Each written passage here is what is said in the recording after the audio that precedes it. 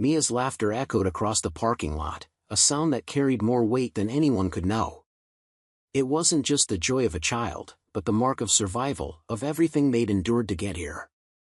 As she skipped ahead, Felix, their new puppy, bounding by her side, I couldn't help but feel the quiet sense of completion that had eluded me for so long.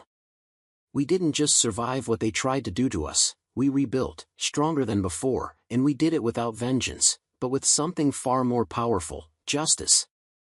The choice we made wasn't easy.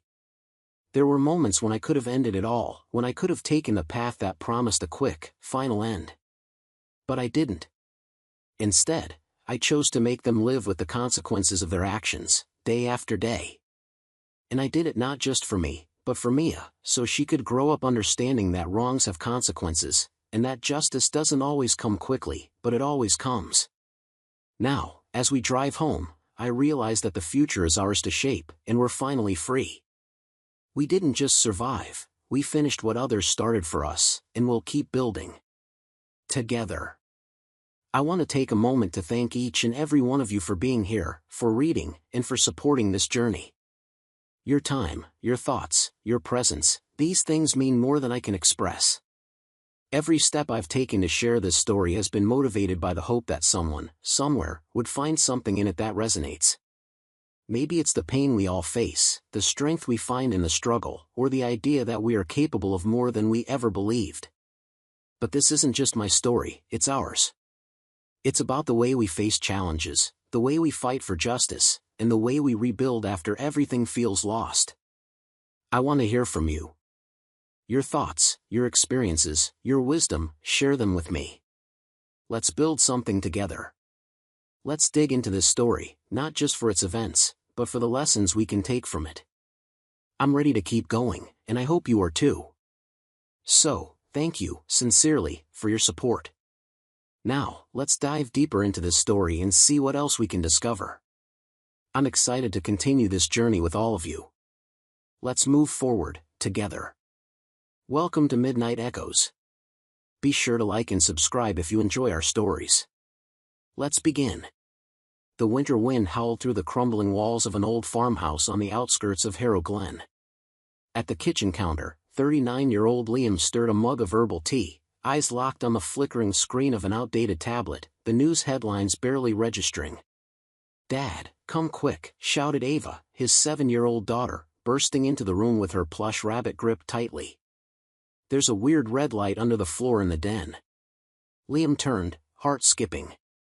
They were spending the weekend alone. His partner Clara had flown to Berlin for a teaching symposium just yesterday. "Let's check it out, Detective," Liam said, forcing a smile. They moved into the dimly lit den, where Ava pointed toward an antique air vent beneath the old bookcase. Kneeling, Liam squinted through the slats. A blinking red LED pulsed softly in the dark. "Back up, sweetheart," he said, voice calm but alert. Removing the vent cover, his breath caught. The light was part of a device, sleek, unfamiliar, and unmistakably dangerous. "Ava," he said, crouching beside her. "Remember our storm drill game? Grab your backpack from the closet. Red one. Don't forget Mr. Flop." As she darted off, Liam snapped photos of the device and opened a locked drawer to retrieve a slim go case. His instincts, sharpened during a former life in military intelligence, kicked into high gear. This wasn't random. Someone had sent a message. And Liam wasn't about to wait for a second one. Liam scooped Ava into his arms, clutching her in the stuffed rabbit as he crossed the icy gravel driveway. "We're going on an adventure, kiddo. But we need to go now." "What about Mom?" she asked, eyes wide. "She's coming back tomorrow. We'll call her once we're safe," he said, voice calm but clipped. He opened the back of the old Subaru Outback, buckled her into her booster seat, and crouched to scan under the chassis. No wires. No lights. Just snowpack slush clinging to the tires. He started the engine, backed slowly down the unlit drive, and turned onto the narrow road that wound through the woods. As the pines swallowed them, Liam took one last glance in the mirror at the house they'd lived in since Ava was born. His tablet buzzed on the seat beside him, Clara's name lit the screen. He declined the call. 3 miles out, it came, a low, muffled boom that rolled across the hills like thunder. Seconds later, a thick column of smoke twisted into the winter sky. "Dad, what was that?" Ava whispered, hugging Mr. Flop tight. "Just some noise, honey," Liam said, jaw clenched. "Keep playing your game." He pulled into a shuttered roadside gas station, parked at an angle with a clear view of both exits. The tablet buzzed again. This time, a news alert: explosion reported north of Harrow Glen. Emergency response en route. Liam tapped a contact. "Reese, it's me. I need the cabin." A pause. Then, "Go." Keys taped inside the breaker box. "Don't talk to anyone." Liam exhaled and turned toward the mountains. "Are you and Ava okay?" Clara's voice came through the speaker, thin with panic. Liam met his daughter's eyes in the rearview mirror and gently raised a finger to his lips. "We're fine," he said flatly. "We weren't home." A pause. "Thank God, they're saying it was a gas leak." "I heard. I'm coming back now." "Where are you?" "I'll meet you." Liam's jaw clenched. "That's not necessary. We're safe. I'll contact you when I know more." "Liam, please. I need to focus on the road." "Clara," he ended the call with a tap. Ava looked up from her drawing. "Was that Mom?"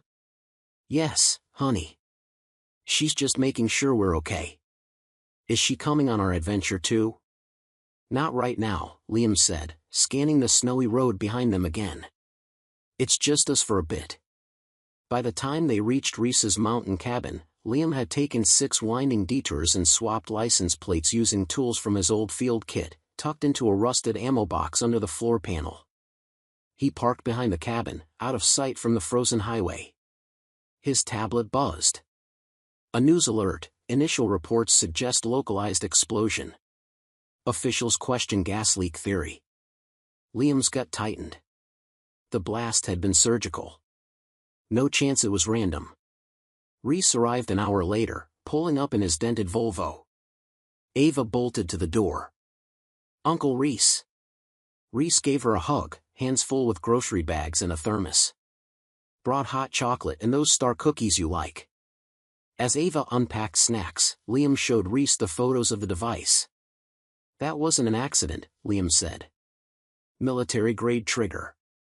Remote capable." Reese frowned. "So who wants you dead, Liam?" "That's the question," Liam murmured. "And I intend to find the answer." "I'm going back tonight," Liam told Reese, voice low. "I need to retrieve what I can before they sanitize the scene." By nightfall, Liam had dressed in dark thermals and a snow-dusted jacket. His backpack was packed with tools, flashlight, gloves, a compact multi-tool, and a burner phone. Before he left, he spent an hour with Ava, reading the wind in the willows under the quilted cabin eaves. "It's just a scouting mission," he said, tucking the blanket around her shoulders. "Nothing dangerous. And Uncle Reese makes better pancakes than me anyway." "Better than the blueberry ones," she mumbled. "Way better. Mine always fall apart." He kissed her forehead. "I love you, Rabbit." The drive back to their neighborhood took 40 minutes. Liam parked 2 streets over, using alleyways and frozen hedgerows to approach the house unseen. Police tape fluttered in the cold wind, but there were no cruisers, no patrols, only silence.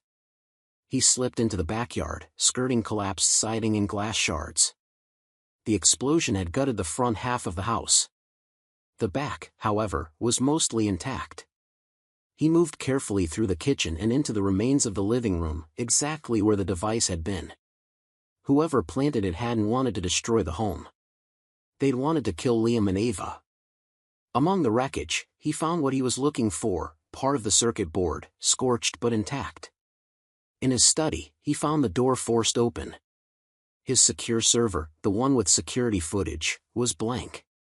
Only 2 people had remote access, him and Clara. Back at the cabin, Reese looked up as Liam dropped the fragments on the table. "Someone wiped the footage. I need a trace on those components." Little footsteps creaked above. Ava, holding Mr. Flop, beamed. "Daddy, you came back." "I promised, didn't I?" She handed him the rabbit. "Ellie missed you. She said she has a secret." Liam blinked, then felt something hard beneath the stuffing. Ava leaned close, whispering, "Mommy said to keep it safe." She stitched it inside before she left. Liam felt a chill crawl up his spine. He carefully ran his fingers along Mr. Flop's seams and found a spot that had been clumsily hand-stitched shut. Something small and solid was tucked inside. "Hey, Rabbit," he said gently, keeping his voice easy. "Why don't you go help Uncle Reese with those pancakes he promised?" "Chocolate chip ones?" she asked, already bouncing toward the kitchen. "The best kind," Liam replied, waiting until she was out of earshot. He turned to the stuffed animal and carefully opened the seam. A flash drive. Small, black, and ice-cold from the hidden compartment. Liam stared at it. Clara had put this in their daughter's toy. For him? For Ava? He inserted it into his secured laptop and initiated a deep scan. Clean. Only one folder, insurance. Inside, dozens of encrypted emails. Liam decrypted them one by one, correspondence between Clara and someone signing only as W. He paused on the last message, timestamped the morning she left for Berlin. "We only need a few hours. Then it's done. He won't survive, and the girl, just say it was the fire. It's the only way." Liam's stomach turned. "She was going to frame it as an accident," he said, barely audible.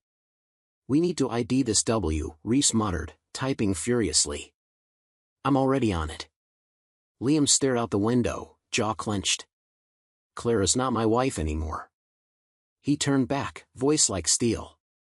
"She's a threat." Liam picked up a printed email near the top of the pile. "Here, Clara references the defense subcontract audit. That has to tie into her work with Helix Sys." "The private contractor?" Reese asked, already typing. "She's been there 5 years. Promoted to senior strategist last winter." Liam nodded slowly. "That position gives her access to sensitive intel and global clients." Reese's screen lit up with a stream of data. "If we align these transfers with Helix Sys's contract dates," he tapped a few more keys. A chart populated, spikes of cash flow mapped to classified contract launches. "There it is," Reese muttered. "Every large deposit shows up exactly 2 weeks after Helix Sys announces a new government deal." "They're siphoning from defense contracts," Liam said, voice like flint. "And I was the risk, too close. The husband who might spot missing money or strange behaviors." Reese leaned back. "What about Ava? Why target her too?" Liam's face darkened. "Insurance. A child's death erases suspicion. A grieving mother doesn't raise flags." They worked in silence through the early hours, Liam's phone buzzing again and again, Clara's name lighting up the screen each time. He didn't answer. Instead, he read the last decrypted file. Friday. 9 p.m. living room. The fire will cover it. We'll be gone before anyone questions a thing. No loose ends. No loose ends. That's what Clara had called the death of their child.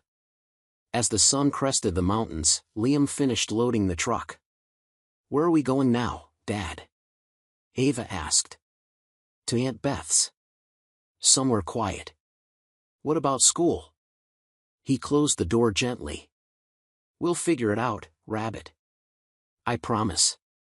We're going on a special trip, remember?" Liam told Ava as he buckled her into the back seat. "I already talked to your teacher." The lie slid out smoothly. In truth, he hadn't contacted anyone. No calls, no emails. He left no digital footprint. As far as the outside world was concerned, Liam Archer and his daughter Ava had disappeared after surviving a tragic explosion. Reese approached the truck, carrying a small weatherproof box. "Burner phones," he said quietly, handing it to Liam. "Untraceable. Check in every 12 hours. Same protocol we used in Bagram. Liam nodded. Any progress on Helix Sis? I've found 3 senior employees with the initials W, narrowing it now, Reese said, glancing toward Ava. Clara filed a missing persons report yesterday. Cops aren't taking it seriously yet, they assume you're with family. Good, Liam muttered. Let's keep it that way. The drive to Beth's off-grid cabin took 4 hours. Liam changed vehicles at a prearranged point and followed snow-covered backroads through dense pine forest. His sister's property didn't appear on any map, a decision she made long ago after leaving the military. Beth stood waiting on the porch, arms crossed, sleeves pushed up to reveal inked forearms. At 29, she shared Liam's cautious eyes and tight-lipped resolve. Uncle Liam brought a friend, she called back. From behind the cabin, a woman stepped forward, short dark hair, eyes sharp. Raven, Liam said with a faint nod. Didn't expect you here, she replied. Beth said you needed someone who knows fire. Inside, while Beth showed Ava her art studio, Liam briefed Raven. Your wife, she asked. The same Clara who ran that toy drive last December. Liam nodded grimly. She was willing to kill her daughter to keep a secret. Raven's jaw clenched. Then let's make sure she doesn't get the chance. What do you need from me? Raven asked. Protection. For Ava, Liam said. Someone Clara doesn't know well. Someone who can handle things if they go south. He met her eyes, serious. I can't watch her around the clock while I track this network. I need someone I trust. You've got me, Raven said, no hesitation. But you should know, if they come for her, I won't just be defensive. I'm counting on that. Beth and Ava reappeared just then, her arms full of colored pencils. Dad. Aunt Beth's going to teach me how to draw dragons. Can I? Please, she beamed. Liam forced a smile. Of course. Set up your stuff while I talk to Aunt Beth for a sec. When Ava turned away, Liam pulled Beth aside. I need you to teach her more than drawing. Beth's expression sharpened. Liam, she's 7. And someone tried to kill her 3 days ago, he said quietly. She needs to know how to spot a tail, how to signal silently, how to move without being tracked. You know how to make it a game. That night, as Liam readied to leave, Ava clung to him. You can't go. You promised we'd stay together. He knelt, taking her hands. Remember the brave knights? Sometimes they ride out to fight dragons. But they always come back. Her lower lip trembled. What if the dragon gets you? Then you'll be safe. With Aunt Beth and Ms. Raven. But I'll be right here. He tapped her chest. Always. And I never break promises, do I? Ava shook her head, wiping her eyes. Should I draw what I remember? Like before? Liam nodded, his throat tight. She understood. Then she paused. Like the black box Mommy gave the man? Liam froze. What man, sweetheart? The tall one. He came when you were teaching your class. Mommy said, this ends now. She gave him a box. She looked sad after, Ava said softly. She didn't know I was watching from the stairs. Liam's heart thudded. When was this? The day we had pizza. Before she went away. Ava's voice was quiet, matter-of-fact. 2 days before the explosion. Liam met Raven's eyes over Ava's head. Her expression said it all, confirmation of what they'd feared. Can you draw him for me? The man Mommy gave the box to? Ava nodded. He was fancy. Like the men in her office. He had shiny shoes. As Ava began sketching, Liam pulled Beth aside. I need the whole property locked down, he said. Motion sensors, camera feeds, backup power, the works. Drill Ava on exits. No exceptions. And you? Hunting, he said, voice cold. Starting with Helix Sis. Later that day, Liam stepped into the back room of the small-town library. Lionel's office smelled like coffee and musty paper, crowded with monitors and files. 3 employees at Helix Sys with EW initials, Lionel said, gesturing to the screen. Edward Whitaker, Finance. Aaron Wallace, Compliance.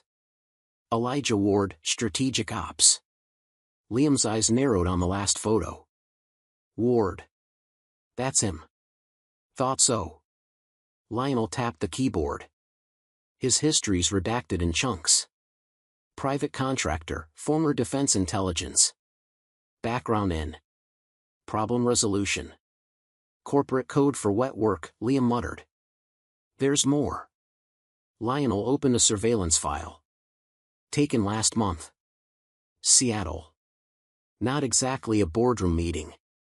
Liam stared at the image, Clara, arm in arm with Ward, entering a hotel. He felt no pain. Just clarity. They're not just stealing. They're planning their exit, Lionel said, showing a flow of offshore transfers. And I was the last thing in their way. Because the annual oversight audit hits next month, Liam muttered, connecting the final dots. Helix Sys will have to open its books completely. Exactly, Lionel said, scrolling through financial documents. Any inconsistencies, suspicious transfers, shell routes, they'll be flagged. They're running out of time, Liam said. Lionel tapped a new folder. And there's more. Ward's history is full of clean exits. 3 whistleblowers across 2 different firms, dead within weeks of filing reports. All ruled accidental. And this next accident was supposed to be us, Liam growled. What kind of muscle does Ward have? He asked. This operation was tight. One name keeps recurring, Victor Lang. Lionel pulled up a dossier. The screen displayed a grim-faced man with steel-gray eyes. Former Black Ops. Specializes in extractions and quiet terminations.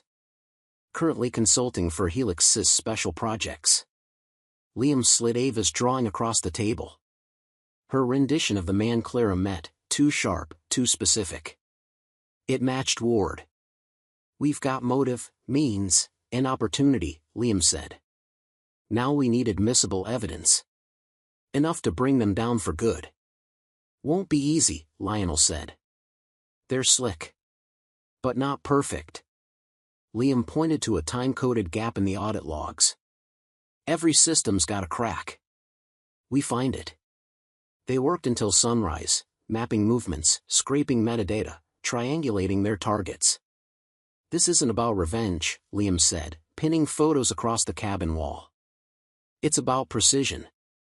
We hit them in sync, multiple agencies, multiple jurisdictions.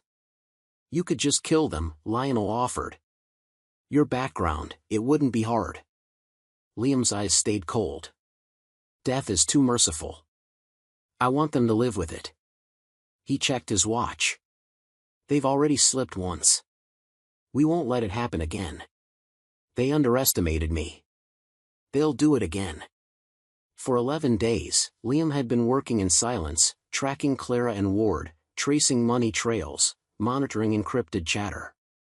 While they assumed he was lost in grief, shattered by betrayal, Liam had been tightening the noose. They expected the emotional husband, consumed by loss. What they got was the strategist his field commanders had once relied on, the one who knew that emotion compromised precision. The warehouse sat silent in the gray pre-dawn haze, nestled in a forgotten industrial zone along the frozen outskirts of Marlow City. A thin layer of snow muffled every step as Liam slipped into position behind an old shipping container. This was the 5th shell property Ward had used. Finally, a lead paid off. Through binoculars, Liam spotted a sleek black SUV pulling up. 2 figures exited. One of them was unmistakable, Victor Lang. They hauled silver cases through a side door. Liam raised his camera, click, click, click. His phone vibrated silently. A message from Lionel. 2.3 M transferred to Cayman 45692. Ward scheduled access tomorrow. Perfect timing. Liam checked his watch. In 4 hours, Lionel would send the first packet of evidence to the FBI's Financial Crimes Division. Enough to trigger alarms. The first domino. The phone buzzed again. Raven. She's asking for you, she said as Liam picked up. Nightmare about the fire. She's shaken. Put her on. Daddy? Ava's voice wavered, heavy with sleep and fear. Where you coming back? I had the bad dream again. Soon, Rabbit, he said, retreating toward his truck. I'm making things safe. She sniffled. Mommy called Aunt Beth's phone yesterday. She was crying. She said she needed to talk to you. It sounded really bad. Liam's pace slowed. Clara was scared. Of course she was scared. Clara's plan was falling apart, and she knew it.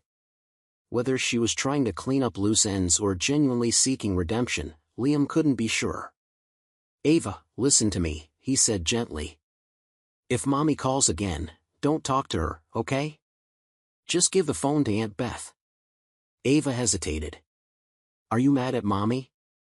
The question sliced through Liam's focus like a knife. How do you tell a child her mother tried to murder her? It's complicated, Rabbit, he said. But I promise, when this is over, I'll tell you everything. Once Ava was calm again, Liam turned his attention back to the task. Emotions could wait. Justice couldn't. At the small safe-house apartment he'd rented under an alias, Liam added the latest surveillance photos to the corkboard above his desk. His secure line buzzed. Only 3 people had the number. Lionel, he answered. What's wrong? We've got movement. Clara accessed your old email. She's trying to trace your location. Ward? Liam asked. No. From her laptop. She's working alone. She's cracking, Liam muttered. Where is she? Westlake Grand, downtown. She's been pulling Helix Sys files. After hours. She's either bolting or hedging against Ward. Liam's mind raced. This could be leverage. Keep monitoring. And escalate the Fed packet. We need subpoenas by morning. What about Lang? If they're panicking, he'll come looking. Liam's jaw tightened.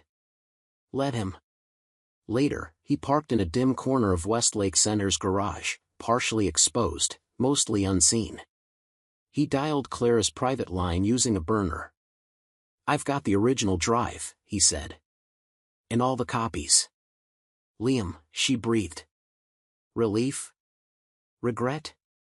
Where are you? Level 3. Westlake Center. Level 3. 1 hour. Liam ended the call before Clara could reply. She wouldn't come alone.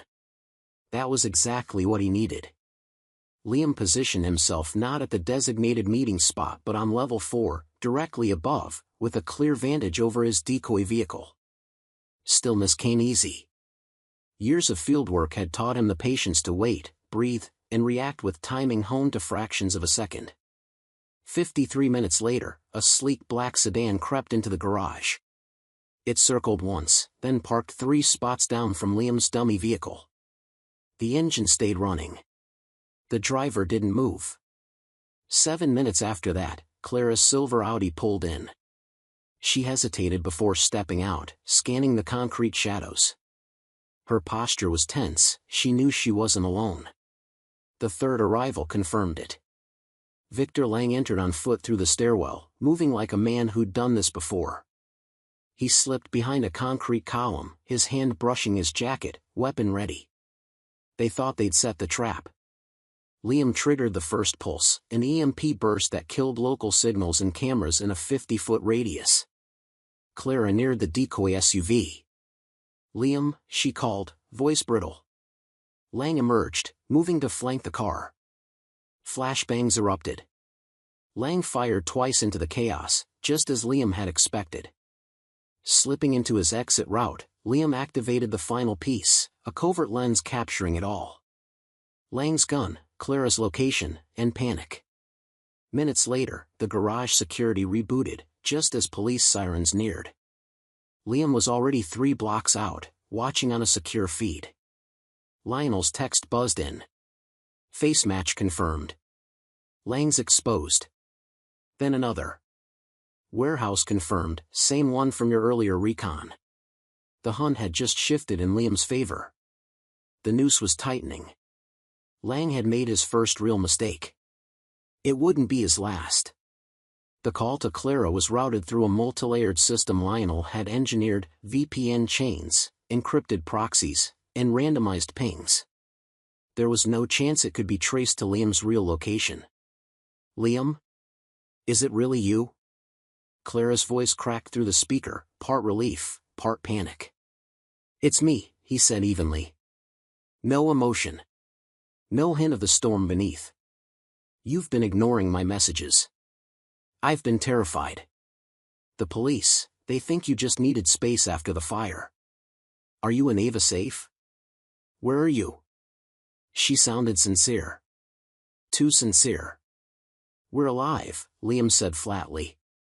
"No thanks to whoever planted that explosive in our living room." A pause. "Explosive?" "No, Liam. That was a gas leak, that's what the report said." "Stop lying," he said. "I saw the device." Another pause. Longer. "If that's true, then we were targeted. Liam, that's why you need to come home. Let me protect you both." "Protect us?" He let the bitterness bleed through. Like the Kingston File? He'd made that name up. There was no Kingston File.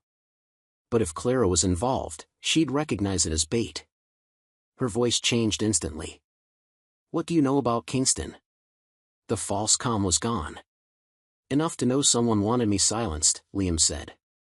"And how much does Ward know about your private accounts?" "Ward," she said, too quickly. "He's just a colleague, why would he? You've been meeting him every Thursday at the Harborview." A breath caught.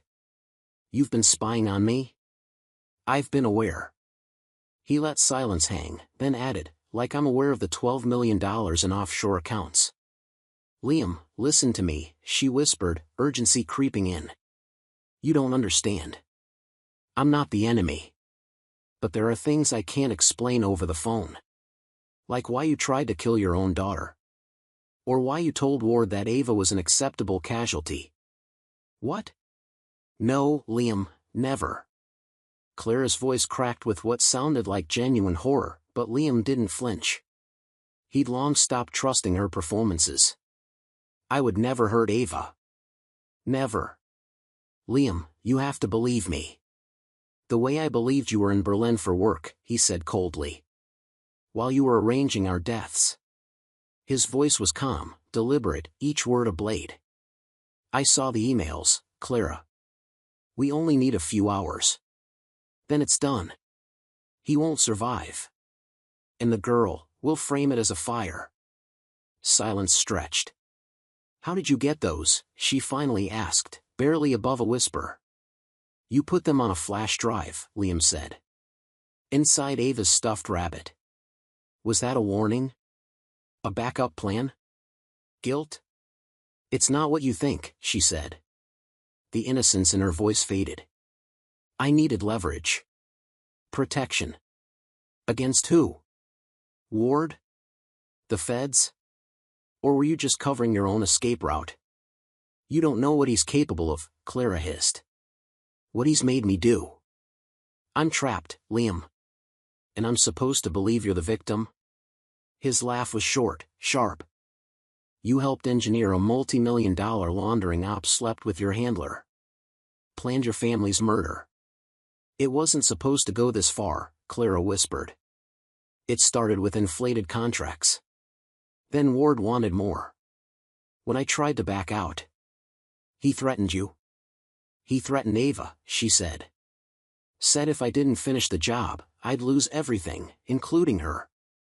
It sounded plausible. But it didn't explain the level of planning. Or the explosive. "That device in our home," Liam asked. "Was that Ward's idea, too?" A long pause. "Liam, please.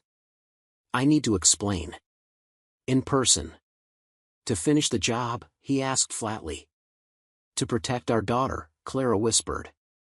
I made mistakes. But I gave Ava that drive, because I knew you'd find it. It was insurance against Ward, not you, Clara said. Liam had heard enough. Whether she was feeding him half-truths or spinning another carefully layered lie, it didn't matter.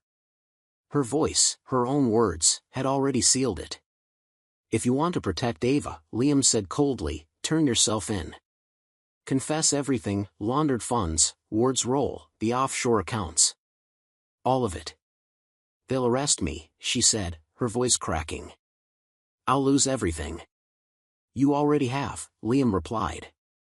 The only thing left is whether you face it with a shred of dignity, or go down with Ward when it all crashes. A beat of silence. Liam, wait. One more thing, he interrupted. If anything happens to Ava, if Ward or Lang even looks in her direction, I'll hold you personally responsible. And Clara? His voice was low, deadly calm. You know what I'm capable of. He ended the call. The silence afterward was sharp, clean. The last thread of sympathy he'd felt for Clara had snapped. She was unraveling, likely preparing to frame Ward and spin herself as the manipulated pawn. But her slip about the explosive made one thing clear. She was in it, deep. Liam forwarded the call recording to Lionel. She's panicking. Accelerate everything. It ends today. Across the street from Helix Sys headquarters, Liam adjusted his binoculars. The top-floor conference room was filling with military brass, defense officials, and polished execs.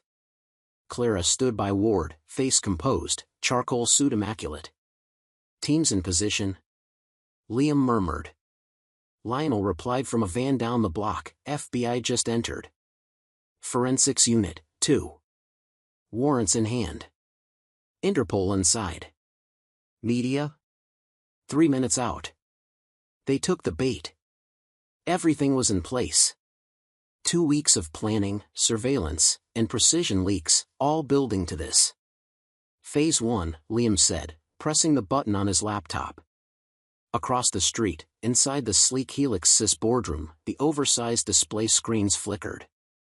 Instead of polished corporate visuals, the monitors exploded with data, financial ledgers, encrypted email threads, offshore account transfers. Every detail of Clara and Ward's laundering operation unspooled in front of stunned military brass, government auditors, and key defense contractors. Through his binoculars, Liam watched chaos erupt. Ward lunged for the control tablet, but the system was already hijacked. Lionel's secure link had locked them out. Clara's face turned ashen. Her practiced poise shattered as she processed what she was seeing, what the world was seeing. Phase 2, Liam said. 12 floors below, the Helix Sys server room lit up. Lionel's planted scripts were pushing the same evidence to every device on the company's internal network. Simultaneously, emails pinged to board members, government liaisons, and financial institutions worldwide. FBI's entering the conference floor, Lionel's voice crackled over comms. Interpol flanking East Hallway. Channel 4 van just arrived. Liam watched as the doors opened. Federal agents swept in, led by a woman in a crisp dark suit. Uniformed officers were already rising from their chairs, faces hard with betrayal. Ward reached for his phone, panic visible. An agent intercepted him mid-motion. Handcuffs followed. Clara slumped into a chair, head buried in her hands. What about Lang? Liam asked. Taken at the warehouse, Lionel said. We've got the components. It's airtight. Liam's gaze followed Clara as she was led to the elevator. She looked up, toward his building. For a heartbeat, their eyes met. Then she was gone. It's done, Liam murmured. Send the backup package. I want this to stick, no loopholes, no deals. As Liam packed up his equipment, his phone buzzed. A message from Raven. Ava's asking when you're coming home. What should I tell her? For the first time in weeks, Liam allowed his mind to drift beyond the mission. Beyond justice. Beyond survival. Tell her I'm on my way. We're safe now. The federal courthouse loomed against the gray Seattle skyline, its stone columns shadowed by gathering press and onlookers. Inside courtroom 3, Liam sat unnoticed in the back row, dressed in a plain black suit and dark glasses. He watched as Elijah Ward entered in shackles, escorted by U.S. Marshals. It had been 2 months since the takedown, weeks of pre-trial maneuvering, international asset freezes, and mounting pressure. Ward no longer looked like a kingmaker. Gone were the $1,000 suits. Now he wore standard prison orange, shoulders squared with artificial calm, though his eyes still flicked sharply across the room. They passed over Liam without recognition. The prosecutor's voice rang out, measured and clear. Your Honor, the defendant stands convicted on 27 federal charges, including laundering, conspiracy, attempted murder, and endangering national security through the misappropriation of $12.4 million in military contract funds. The defense scrambled to cast blame on Clara, claiming manipulation, emotional coercion, plausible deniability. The judge raised a hand. Counselor, the jury found digital evidence linking Mr. Ward to every major transaction. This narrative has been rejected. Liam spotted Lionel slipping into the bench beside him. Macau accounts are frozen, Lionel whispered. $3.2 million. Gone. Liam nodded slightly. Another escape route blocked. All rise, the bailiff said. Elijah Ward, the judge intoned. This court has rarely seen crimes marked by such calculated cruelty and moral failure, Judge Menendez said, her voice echoing through the packed courtroom. You exploited positions of trust, siphoned public funds, compromised national security, and attempted to murder a father and his child to bury your trail. Ward sat stone-faced, his jaw tight, eyes fixed ahead. It is the judgment of this court, the judge continued, that you be remanded to the custody of the Federal Bureau of Prisons for a term of 150 years. You will serve this sentence at the Administrative Maximum Facility in Florence, Colorado, with no possibility of parole. A ripple moved through the gallery. ADX Florence, the Alcatraz of the Rockies, was reserved for the most dangerous criminals in federal custody. Additionally, the judge said, you are ordered to pay restitution in the amount of $18 million. Ward's gaze swept the room. This time, Liam met it head-on, lowering his glasses so there was no mistaking who he was. Recognition hit Ward like a slap, followed by shock, then venom. Liam stared back, expression unreadable, until the marshals took Ward away. That's the end of Elijah Ward, Lionel said beside him as they stepped into the cold air. From defense strategist to concrete box, Liam replied. It's where he belongs. Anyone who plots to kill a child doesn't deserve freedom. That night, Liam reviewed media coverage from his safe house. Then Raven called. Ava saw the news, she said. She knows something happened. How'd she take it? Liam asked, closing his eyes. She's asking questions I can't answer. I'll be there tomorrow, Liam promised. After Clara's sentencing. There was a pause. You've punished them both, Raven said softly. But it's time to stop fighting for revenge, and start healing your daughter. The words hit harder than Liam expected. She was right. Ava didn't just need protection now. She needed her father.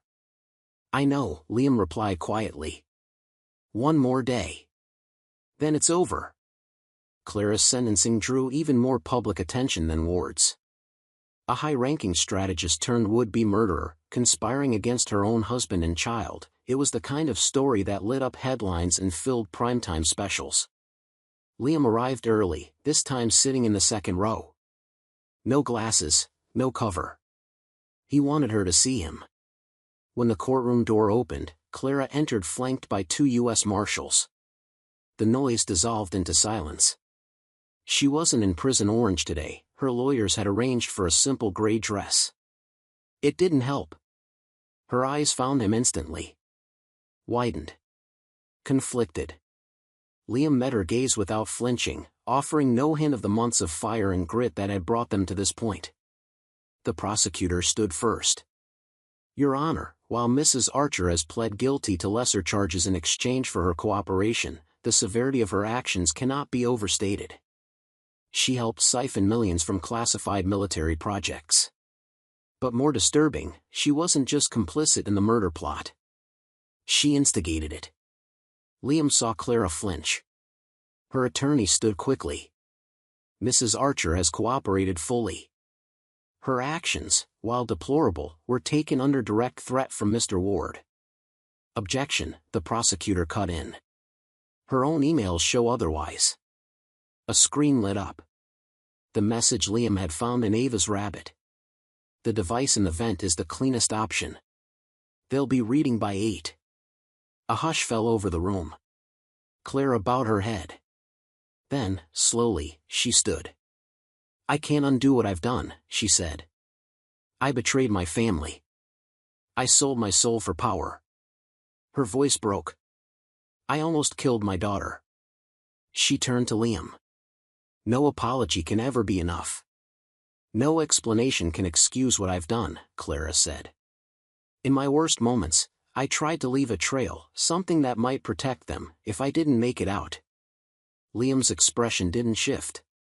The flash drive had been her insurance, yes, but it was never meant to protect her family. It was meant to leverage against Ward. The data proved that. I accept whatever sentence the court gives me, she finished. Knowing that no punishment will match the damage I caused, or the trust one shattered. As Clara sat, Liam noticed something he hadn't expected. Her side of the courtroom was empty. No parents. No sister. No friends. In the weeks after her arrest, Clara's family had publicly severed ties, unable to reconcile the woman they loved with the reality exposed in court. Judge Menendez regarded her for a long beat. Mrs. Archer, your cooperation is noted. But the premeditated nature of your crimes, especially against your own daughter, requires significant consequence. Clara gave a faint nod, eyes down. You are hereby sentenced to 75 years in federal custody with mandatory psychological evaluation. You will serve at FMC Carswell, with no possibility of early release. The room stilled. For someone in her late 30s, it was a life sentence.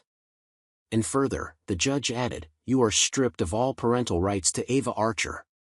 Full and permanent custody is granted to her father. At that, Clara broke. A muffled sob escaped as her cuffed hands covered her mouth. You've lost your freedom, the judge said, and the right to call yourself a mother. As the marshals led Clara out, she looked back at Liam. Their eyes met, hers filled with tears. His, stone. Outside, reporters swarmed. Questions flew. Forgiveness. Ava. The future. Liam said nothing. Lionel shielded him as they crossed the garage. Only once the doors closed behind them did Liam speak. It's done. It is, Lionel agreed. Ward and Clara are gone. Lang will follow. Liam exhaled, voice soft. Now comes the hard part. Helping Ava heal.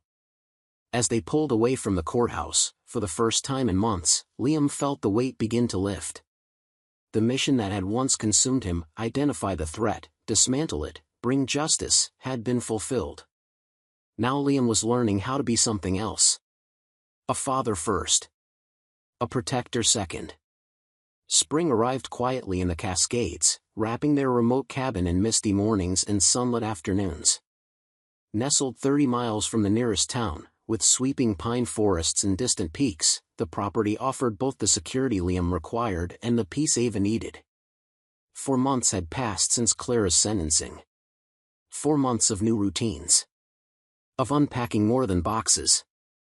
Of long talks with child therapists, quiet gardening sessions, and nightmares that still came too often.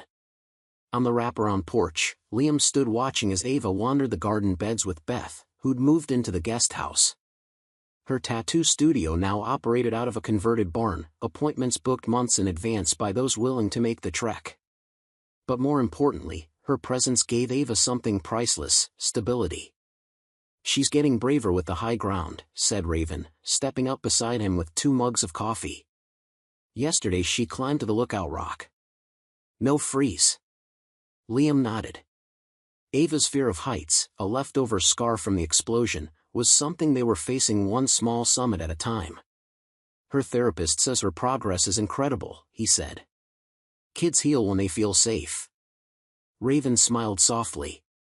She had become a steady presence, not just security, but something warmer. You still doing those 3 a.m. patrols? Not in a while, Liam admitted. The meds help.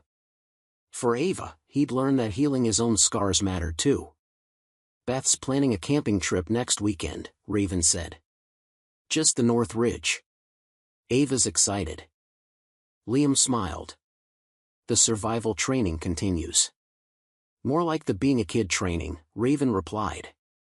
Though I hear fire starting and foraging might sneak in. Good skills to have, Liam said, watching Ava plant wildflower seeds along the edge of the garden with Beth. His voice held none of the sharpness it once would have carried, just quiet reflection.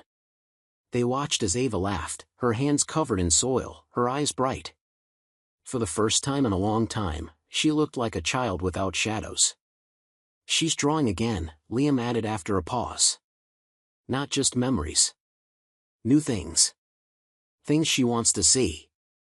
That night, after Ava was tucked into bed with a new stack of books, the adults gathered in the living room. Lionel placed a sealed folder on the coffee table.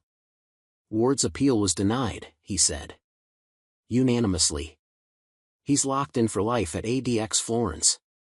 Liam nodded. No surprise there. And Clara, he asked. Lionel hesitated. She's cooperating. Turns out there's more dirt under Helix Cyst than even we knew. In return, she's been moved to medium security, but her sentence stands. No chance of early release? None, Lionel confirmed. The plea terms were airtight. 75 years minimum. 8 months post-sentencing, their lives had settled. Liam's home-based security firm kept him engaged but close to Ava. Beth's tattoo studio drew travelers from all over the region. Raven had joined the local fire department, her apartment in town slowly giving way to life at the cabin. During Lionel's visit, he handed Liam a package. This came through official channels, he said. From Clara. Liam stared at the envelope, unopened. Guarded. What is it? No clue. Cleared by prison authorities, legal correspondence. Later, alone at his desk, Liam debated burning it. But the tactician in him knew, information was still power. He opened it. Inside was a letter. Dated 2 days before the explosion. Addressed to Elijah Ward. Elijah. I can't go through with this, not the way you want. Liam deserves the truth, not an accident that takes both him and Ava. Liam's grip on the page tightened. I agreed to the money. To the shell contracts. Even to you. But not to murder, especially not Ava. I know what you'll say, that it's too late, that we're too deep in to back out. But there has to be another way. Liam isn't naive. If I explain, if I return the money, maybe he'll listen. I know you won't understand. You don't have children. You've never had someone trust you the way Ava trusts me. I can't betray that. Not for you. Not even for the life we planned. Liam set the letter down, jaw tense. The handwriting had been authenticated. It was real. And if the words were true, then Clara had experienced some form of doubt, however fleeting, before the explosion.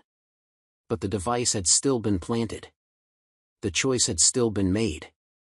She hadn't warned him. She hadn't run. And that meant, in the end, she had chosen Ward, and the money, over her daughter. Liam returned the letter to its envelope, then carried it to the hearth. He watched silently as the flame consumed it. Words turned to ash. Doubt didn't absolve betrayal. Justice had come. That would have to be enough. From the window, he spotted Ava and Raven walking up the path, laughing, baskets full of wildflowers and berries. Ava was talking with her whole body, animated, happy. This was what mattered now. Later, the community center buzzed with spring festival energy. Banners hung. Booths brimmed. Children ran wild. Liam stood by the refreshment table, watching Ava dive into a group art project. Life was rebuilding. And he was there for it. At 7.5, Mia had grown noticeably taller, her face shedding some of its childish roundness.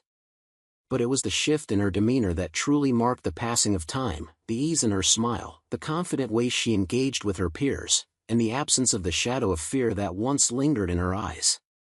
"She's doing great," Zoe observed, bringing over 2 mugs of hot tea. She handed one to Jack. "Ms. Thompson says Mia's one of the most proactive students in her class." Jack nodded, accepting the tea. "The night terrors are almost gone. Just one this month. It's been nearly a year since the trial, 14 months since the blast that had torn their lives apart. Healing had been a slow, steady process. Mia's first real smile, her comfort with sleeping alone at night, her ability to speak of her mother without breaking down, all milestones in their journey back from trauma. Any word on the retrial?" Zoe asked, her voice soft. "Denied. Again." Jack's expression remained impassive.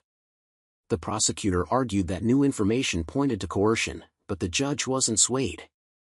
"Good." Zoe's reply was succinct, but filled with resolve.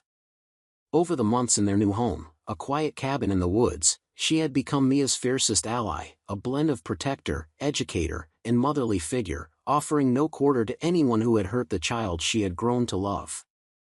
From the corner, Abby was demonstrating her pottery at a local market booth, a crowd of eager visitors waiting for their turn to try their hands at creating. Across the room, Leo was overseeing the community board, his eyes scanning the scene with the sharp awareness of someone who had lived through far too much danger. Old habits die hard, even in their peaceful new life. Mia burst over, excited, holding up a painted rock she had crafted, a vibrant garden scene featuring a little house surrounded by figures she had drawn to represent their new family. "It's beautiful, sweetheart," Jack praised, truly amazed at the detail. "Is this our house?" Mia nodded enthusiastically. "That's you and Ms. Zoe, and Aunt Abby with her clay, and Uncle Leo with his books. And that's me with Max." Max, the puppy Abby had brought home a couple of months ago, a playful mix who had quickly become Mia's constant companion. As the day wore on, Jack found himself slowly reintegrating into the community, chatting with neighbors about local hiking trails and offering tips on safe outdoor activities for the children's summer camp. It was a small but significant step, reconnecting with the world beyond the safety they had built around themselves. Later, as they finished packing up, Mia dashed ahead to where Abby was tidying up her pottery booth, eager to help her aunt load the supplies into the car. Jack and Zoe followed at a more measured pace, exchanging glances as they had many times before. "You could have ended it," Zoe remarked softly, picking up a conversation they had avoided for months but never truly let go of. "With your skills, your connections, no one would have suspected a thing." Jack watched Mia laughing with Abby, the sound light and carefree, a stark contrast to the weight that still hung over him. "This way is harder for them, and better for us." Zoe studied his face carefully. "Because they have to live with it, because we do." Jack turned to meet her eyes. Ending it quickly would have been easier. Final. This way, the punishment never stops. They wake up to it every single day in that cell. And Mia gets to grow up believing that justice can work, that the consequences match the crime. "Not revenge, but justice," Zoe nodded slowly. "I think I understand." Jack added, his voice taking on the cool detachment that always emerged when he spoke of those who had wronged them. "Living with loss is harder than dying. They lost everything: freedom, dignity, hope. I wanted them to feel it, every single day, the way they wanted us to feel nothing, ever again. Mia, can we get some ice cream on the way home?" Mia called, skipping back toward them, Max the puppy at her heels. Jack smiled, a genuine warmth that hadn't been there in a long time. "I think that sounds perfect." As they headed to the parking lot, Mia skipping ahead, Jack felt something settle in his chest, contentment that had nothing to do with revenge, but with the future they were carving out. They didn't just survive. They finished what had been started for them. And they remembered, not just the betrayal, but the strength they had discovered in its wake. I've spent years trying to rebuild, piece by piece, and though the journey has been long, I've come to realize that survival isn't just about moving forward, it's about finding strength in the struggle. For every step that seemed impossible, I found a way to keep going. It wasn't always easy, and there were moments I felt like I would break, but I didn't. I made the choice to rise. And I'm asking you now to stand with me in this next chapter. I need your support. I need your words. The challenges I've faced are not unique to me, but universal. Every person in this world has experienced their own kind of betrayal, loss, or heartbreak.